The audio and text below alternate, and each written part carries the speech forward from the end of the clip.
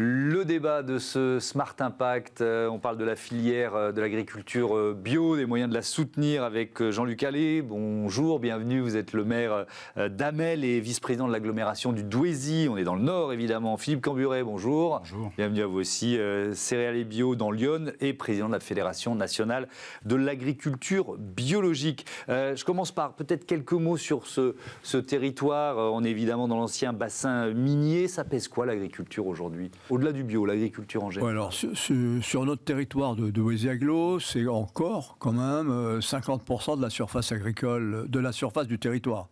La SAU, c'est la moitié. On a un territoire de 22 000 hectares. On a encore 11 000 hectares quand même d'agriculture.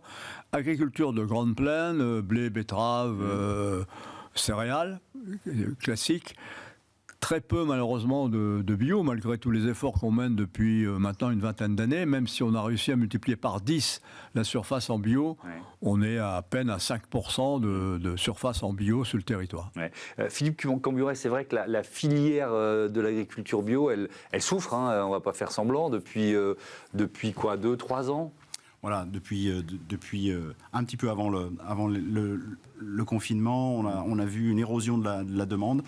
La consommation a commencé à diminuer et aujourd'hui, on a beaucoup de fermes qui sont en difficulté parce qu'on n'a plus de débouchés et alors qu'on avait connu un changement d'échelle très intéressant pendant plusieurs années. Donc aujourd'hui, on se pose la question justement d'agir pour relancer cette demande et relancer la consommation. Voilà. Ça veut dire, quand vous dites, il y a des agriculteurs, des agricultrices qui font marche arrière ? Oui, quelques-unes, quelques-uns, par-ci, par-là. C'est pas beaucoup ou ça commence à être un phénomène ? Alors, moi, ce que je regarde, c'est les surfaces au niveau national. Donc, on a perdu les surfaces bio l'année dernière. On va probablement en perdre encore cette année, alors que l'agriculture biologique, elle est au rendez-vous de la protection de la biodiversité, la protection de l'eau, on va en parler tout à l'heure, avec toujours une alimentation de qualité. Et donc aujourd'hui, la question se pose pour les pouvoirs publics de relancer cette filière-là, enfin, une bonne fois pour toutes et durablement. Les objectifs sont très hauts. Hein. On devrait doubler les surfaces d'ici 2030, mais je crois que là, on n'y arrivera pas. On n'y arrivera pas, malheureusement. Alors, on va rentrer un peu dans le détail, parce que soyons positifs, il y a des leviers à activer, et c'est ce que vous faites dans un territoire comme le vôtre, Jean-Luc Allais. D'abord, quel intérêt ? Pourquoi développer la bio ? Au-delà des intérêts environnementaux qui sont évidents, mais qu'est-ce que ça représente pour un territoire ? Mais des intérêts environnementaux, et ça a des conséquences sur la santé des habitants. Moi, je suis élu pour que mes habitants vivent mieux. Et vivre mieux, c'est d'abord vivre en bonne santé. Et là, on en a besoin pour notre alimentation.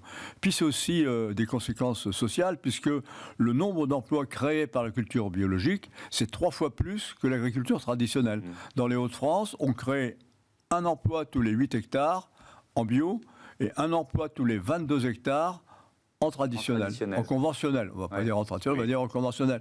Et donc, c'est de l'emploi par définition non délocalisable. Exactement, c'est ce que j'allais vous dire. Voilà, c'est tout bon pour un élu, et il a tout intérêt à le faire, en dehors de la qualité de l'eau, la qualité de l'air et tout ce qu'on veut, quoi. Et la qualité des sols aussi. Ça, les sols, on va les transmettre aux futures générations.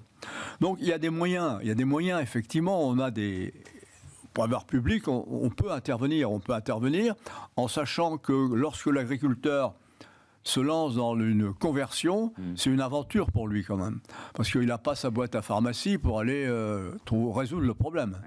Et donc ça veut dire quoi ? C'est de l'argent tout simplement ? C'est des subventions ? C'est de l'incitation en termes de consommation ? C'est tout ça. C'est un accompagnement technique, parce qu'il faut qu'il apprenne... qui se remettent dans des nouvelles techniques, ils échangent entre eux, donc c'est notre rôle à nous de servir, de les mettre en contact. C'est assurer des débouchés, donc le travail avec les consommateurs, le travail dans la restauration collective. Il y a un champ énorme à faire qu'on a pénétré depuis maintenant encore une quinzaine d'années, mais c'est aussi effectivement des incitations financières. Lorsqu'un agriculteur se lance dans la conversion, pendant 2 ans il va être en conversion, il ne va pas pouvoir vendre au prix du bio, il va vendre au prix du traditionnel, donc il perd de l'argent. Donc à ce moment-là, il faut que la collectivité compense. Et nous, on a mis en place une aide à la conversion qui s'ajoute aux autres aides à la conversion, qui est quand même substantielle, puisqu'on va de 3 000 € le premier hectare jusqu'à 1 000 € par hectare, jusqu'à 15 hectares. Ouais. Ça veut dire, Philippe Camburet, vous avez cette semaine-là publié un communiqué de presse, vous demandez une stratégie nationale pour la viticulture bio. Alors, donc ce qui est fait là à la dimension d'un territoire, vous voulez quoi? Que cette logique soit la plus vaste possible? Qu'est-ce que vous réclamez en fait? Ce qu'on constate dans des années au climat plus qu'atypique, on n'a jamais connu une année comme on en a eu en 2024, avec des difficultés dans toutes les cultures, et que l'on soit en bio ou que l'on soit en conventionnel.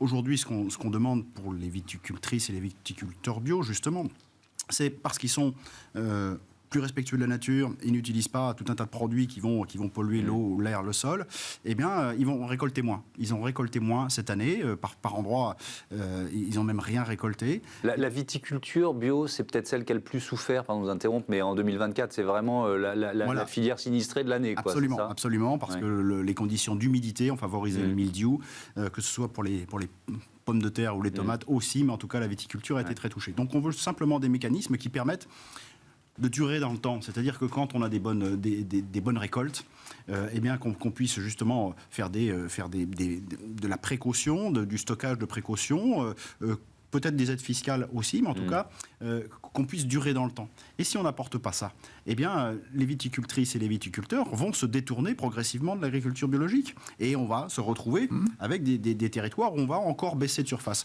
Moi, ce que je voudrais souligner aujourd'hui, c'est qu'on est devant des élus qui veulent rentrer dans le gagnant-gagnant. Développer de l'agriculture biologique, mettre 1 euro dans l'agriculture biologique, c'est dépenser beaucoup d'euros en moins sur l'eau potable. Aujourd'hui, il y a un tiers de l'eau potable du robinet qui est justement qui a encore des résidus de pesticides. Oui. Donc ça nécessite des sommes colossales pour dépolluer. Donc c'est du gagnant-gagnant que ces élus-là mettent en place sur leur territoire. Nous, dans notre fédération, on en accompagne plus de 400 sur le pays en entier, pour justement les aider sur la restauration collective, à mettre plus de bio dans leur cantine, mais aussi pour protéger leur zone de captage. Et on a justement un réseau d'une trentaine de territoires bio-pilotes qui forment une équipe. Chacun partage son expérience sur un sujet ou sur un autre. Et enfin, on voit arriver des solutions. Il y a beaucoup de territoires aujourd'hui qui sont bien plus loin que ces 10% de surface au niveau national, ou que c'est 10% de bio à la cantine. Ouais. Ils vont beaucoup plus loin parce qu'ils travaillent en équipe. Ouais, vous parlez de l'eau. Alors, on est dans ce qu'on appelle le bien commun.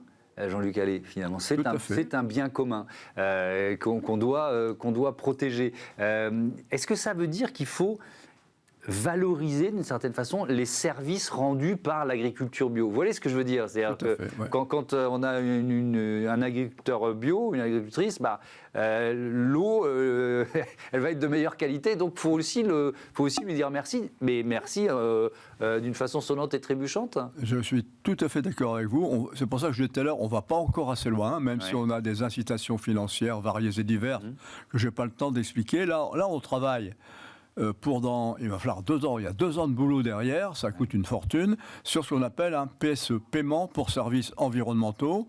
Et nous, on va aller plus loin, ça s'appelle paiement pour services environnementaux et de santé publique. Parce qu'il s'agit bien de ça, il s'agit bien de santé publique de nos habitants. Ça veut dire quoi? Ça veut dire qu'on met de l'argent pour payer le travail qui est fait par les agriculteurs, pour protéger la qualité de l'eau, la qualité de l'air et la qualité de l'alimentation. On estime qu'un agriculteur bio, il a besoin, et les services rendus, autour de 450 € l'hectare. Donc on est parti là-dessus.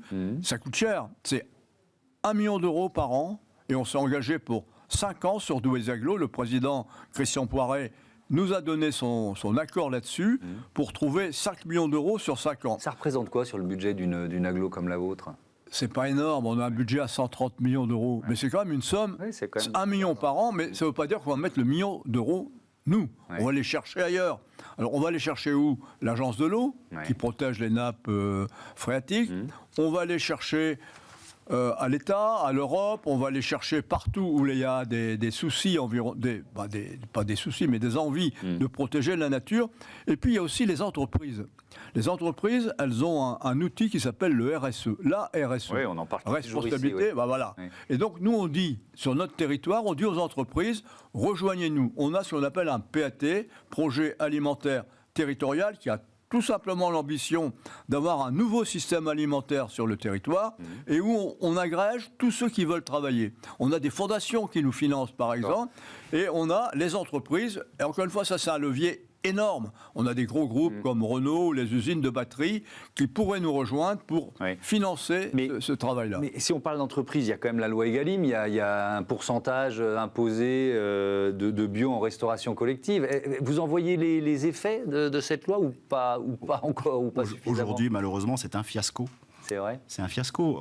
On n'est pas encore à 10%, on devrait être à 20% depuis 2022. La loi, c'est 20%. Oui, 20% donc personne ne le respecte. Minimum de produits bio. Très peu. On a quelques territoires qui sont très en avance, mais c'est un fiasco aujourd'hui. Donc c'est pour ça. Pourquoi? Parce qu'il n'y a pas de sanction? Ben non. Non, pas de sanction et pas de contrôle. C'est un vœu pieux, pas de sanction, et les collectivités font ce qu'elles peuvent et ce qu'elles veulent. Donc, par moment, on va prioriser sur d'autres actions, mais aujourd'hui, c'est ça le sujet. On a à notre portée, là, quasiment 10 à 20% du marché global bio qu'on n'actionne pas, quoi. Alors que moi, je suis agriculteur et j'ai des collègues en difficulté sur toute leur filière. Donc, aujourd'hui, on a ce problème-là, et puis, vous voyez qu'on a des collectivités qui viennent finalement suppléer ce que la politique agricole commune ne fait pas. Aujourd'hui, on devrait avoir une PAC qui est là au rendez-vous, justement, pour rémunérer les services environnementaux. Et malheureusement, à budget constant, ça veut dire que peut-être il faut donner un petit peu moins d'argent à une agriculture qui coûte cher par ailleurs. Le vrai prix de l'alimentation, ça devrait prendre aussi le prix de la dépollution, le prix de la santé publique. Et tout ça, c'est pas encore le bon calcul qui est fait. Merci beaucoup à tous les deux et à bientôt sur Bismart. For Change, on passe à notre rubrique Startup tout de suite.